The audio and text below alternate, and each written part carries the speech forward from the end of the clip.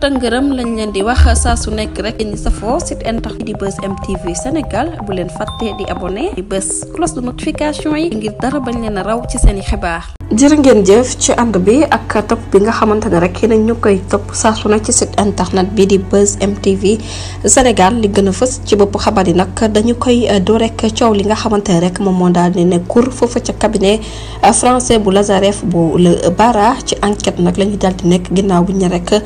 boobu daal dinay am 6,7 milliards de francs CFA yoo xamante ne rek ne nañu daal ña ngi ko cee tudd ci parquet financier bi nag moom moo daal di rek visé boobu le cabinet français ñu dippee ko Lazareth le Bara boobu le parquet financier daal dinay fas yéene rek soobu ci ab enquête ci accord yi nga xamante ne rek jotoon nañu ko mëccal ci diggante état bu Sénégal ci nguuru ko Macky Sall yi fi xewe woon boobu le cabinet français ñu dippee ko Lazareth le Bara jamono ji nag ne nañu daal ay expertise yu fa nekkoon waaye dañoo daal di gis arbitrage international bi nga xamante ne rek jot nañ ko def ci coowal litige foncière ci ab conseil juridique fiscal bu Afrique bu ñu sukkandikoo nag ci édition tey bi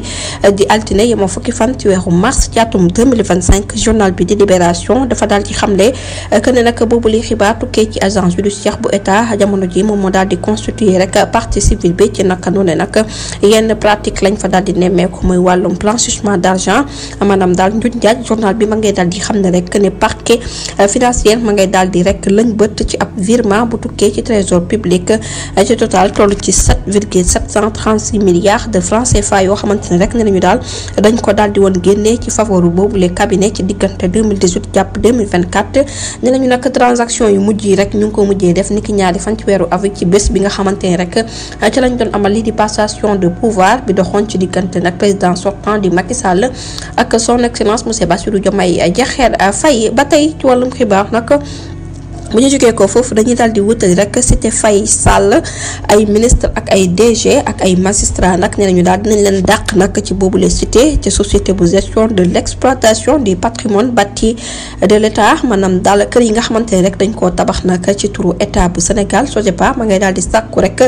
juróom fukk ak ñaari njaboot yi nga xamante ne rek ñoom la ñu jàpp ne rek ñoom moom yooyu les kër ci cité Faye Sall ñu daal di fay jógee ko ci nu mu gën a gaawee motif bu nu mel nag dañ ko daal di évoqué ginnaaw bu ñu gisee ne rek daat nañuy tabax ay amphithéotique yoo xamante ne rek dañ ko daal di jagleel ay nit yoo xamante ne jox nañ leen logement yoo xamante ne rek ne nañu ci anam bu jaarul yoon la journal bi di L'As nag moom moo ko daal di fësal rek niki tey ci altine ji yemoo fukki fan ci weeru mars ci atum 2025 bi le bu ñu sukkandikoo nag ci xibaar bi nga xamante ne moom la SOGEPA daal di def ma ngay daal di fàttali que ne nag benn transaction ci patrimoine bi nga xamante ne état moom moo ko daal di tabax ci ab loi laataa ñu koy voté nag ci assemblée nationale waaye nag nekkul décret comme cas bu nu mel nekk na mbir moo xamante ne rek ñu ngi koy tudd cité bii di cité Faye Sall journal bi nag ma ngay daal di xam ne rek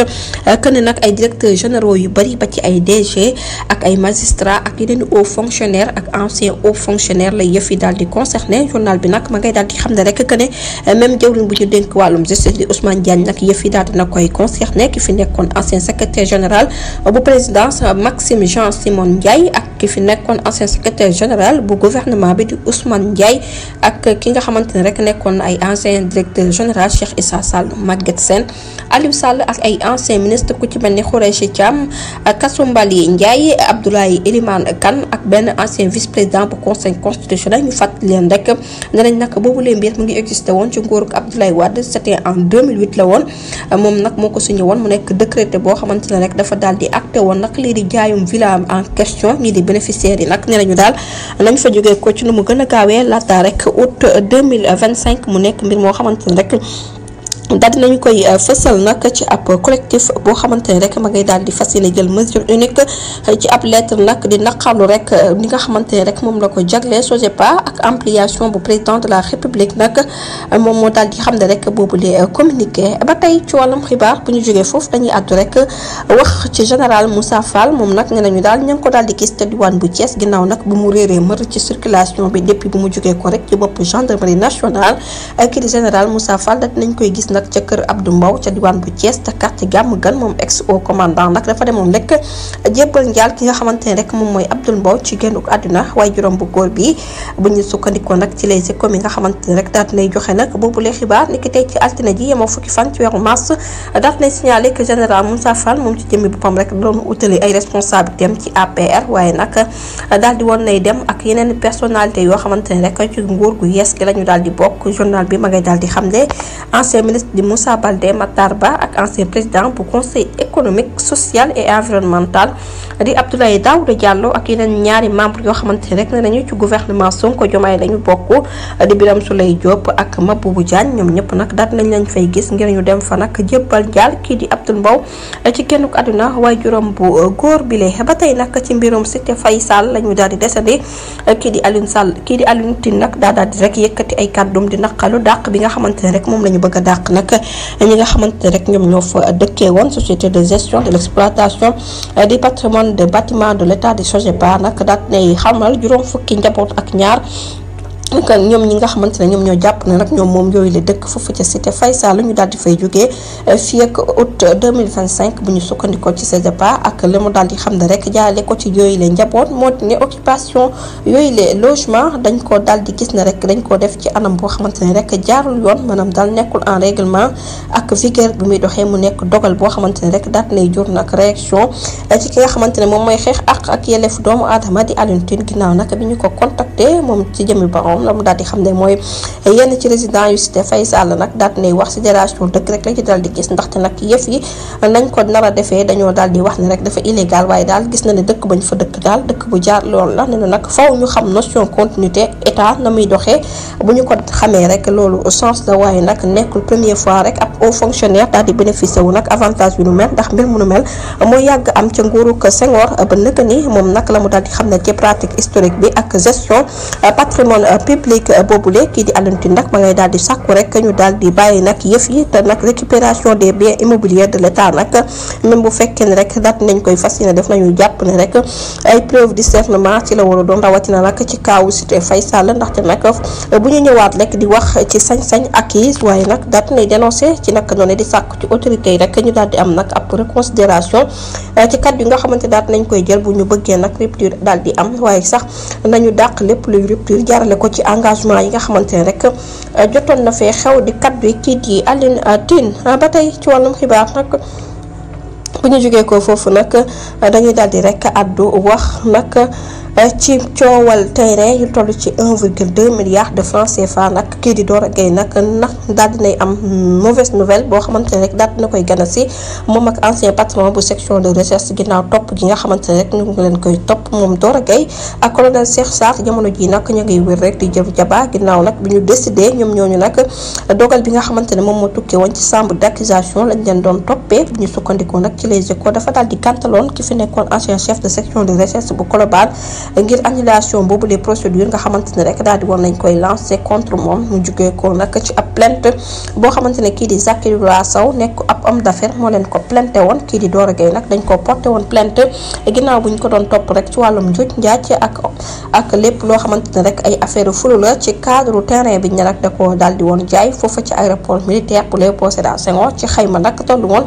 ci 1,2 milliard ci suñuy koppar ak colonel bi ñu nag moom ci jëmi boppam rek jot na ca 400 millions de francs CFA ci yooyu les transactions ba tey rek bi ñu leen placé sous mandat de dépôt nag moom gendarmerie bi daal di woon nay am ay fan rek liberté provisoire maanaam daal bàyyi pa nekkandiku ci boobu les rapports kii di Dora Gueye ak Zakirullah Sow moom colonel Sarr nag dafa daal di dugaloon ab requête waaye nag dañ ko daal di annulé woon ci boobu les procédures ci nag noonu nag ginnaaw ba ñu ko signalé ak partie civile bi nga xamante ne rek mosuñu ko tudd ci yëf ya chambre d'accusation bi nag dafa daal di gàntaloon demande bi ba noppi daal di ubbi rek ab réquisition bu parquet ñu fàttali leen rek kii di Dora Gueye moom ci jëmmi boppam rek nekkul ci réew bi di Sénégal waaye nag daal di woon nañ koy jàpp ca diwaan bu Paris ba noppi daal di waat koy bàyyi ci jamono bi nga xamante ne rek moom dañoo daal di gis ne dafa daal di rek salfaañe condition liberté provisoire bi nga xamante ne rek am na ko mu tukkee ci boobu les procédures jamono ji nag ñibbiseem ci Sénégal ñoo ngi koy daal di rek xaar du ñàkk dinañ ci ñëwaat ci yeneen i jotaayu xabaar. ba tey nag ci wàllum xibaar bu ñu jugee ko foofu dañuy àddu rek wax ci accident bu métti bi nga xamante ne moom moo daal di am foofu ca diwaan bu Sédhiou nag nemmeeku dañ fa ay nit yu bëri yoo xamante ne jëlee nañ ci gaañu yu métti am na ci ab xale bu jigéen buñ ne nag moom moomu dafa daal di sonn lool nag mu nekk accident boo xamante ne rek daal day am nag ni ki démb ci ngoon ki ci dëkk bu ñaan Bara Ndaba nekk ca commune bu di Nord nekk ca région bu Sédhiou ab minicar bu yeboon ay nit jugee ko ci ab dëj moom moo daal di mbëkk rek benn camion boo xamante ne rek ne nañ dafa paanoon ñu gaare ko nag ci wetu yoon bi boobulee accident ñu bari rek daat nañ ci jëlee gaañu waaye nag am na ci ab xale bu jigéen boo xamante ne daal jamono ji mu ngi ci guddi gu bër setagul ndax moom ci jëmmi boppam rek mu ngi ci état bu critique mu nekk alerte bi nga xamante ne rek daat nañu koy joxe ginnaaw intervention bu mucc ayib bi nga xamante ne rek gendarmerie yu Bounkiling daat na koy def ak sapeur pompier yu 42e compagnie d'incendie de secours ci naka noonee nag ñi nga xamante ne rek ñoom ñooy blessé yi daat nañ leen rawale fi nga xamante ne moom mooy ca centre hospitalier régional bu Amadou Tidiane Ba bu Sédhiou ngir nag ñu mën fa am faj waaye ab enquête daat nañ ko cay ubbi rek ngir mën a xam lan moo waral boobu de accident ak ñan ñooy responsable yi yëf yi nag dat nay juraat débat ci signalisation yi ne nag nañ ko daal di def bu ñu amee ab oto yu paan rawatina nag ci voie publique bi respecté li nga xamante ne rek moom mooy règlement yi ngir kaaraange mën a am ci yoon yi ñi di autorité locale yi nag ñu ngi leen cay woo ñu daal di gën a bàyyi xel bu baax ngir nag invité jéer du nu mel du ñàkk dinañ ci ñëwaat ci yeneen jotaayu xabaar. jërë ngeen jëf ci ànd bi bu leen fàtte abonné bés cloche de notification yi ngir dara bañ leen raw.